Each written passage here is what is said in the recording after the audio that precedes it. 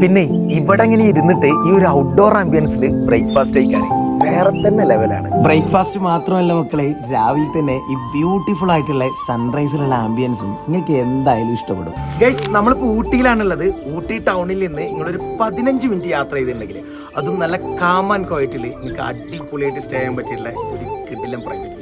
നിങ്ങൾ ഫാമിലി ആയിട്ടോ ഇനി അതല്ല ഫ്രണ്ട്സൊക്കെ ആയിട്ട് വരികയാണെന്നുണ്ടെങ്കിൽ ഇൻഡോർ ഗെയിംസും ക്യാമ്പ് ഫയറും ഇനി അതല്ല ബാർബിക്യൂ ഫെസിലിറ്റീസും ഒക്കെ നിങ്ങൾക്ക് ഇവിടെ ഉണ്ട്.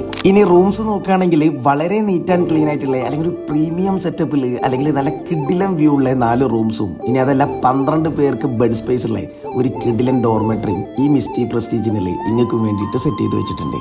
അപ്പോൾ നല്ലൊരു ആംബിയൻസിൽ നിങ്ങൾ ഊട്ടിയിൽ ഒരു സ്റ്റേക്കേഷൻ നോക്കുകയാണെന്നുണ്ടെങ്കിൽ നിങ്ങൾക്ക് ഇത് എന്തായാലും നല്ലൊരു ഓപ്ഷനാണ്.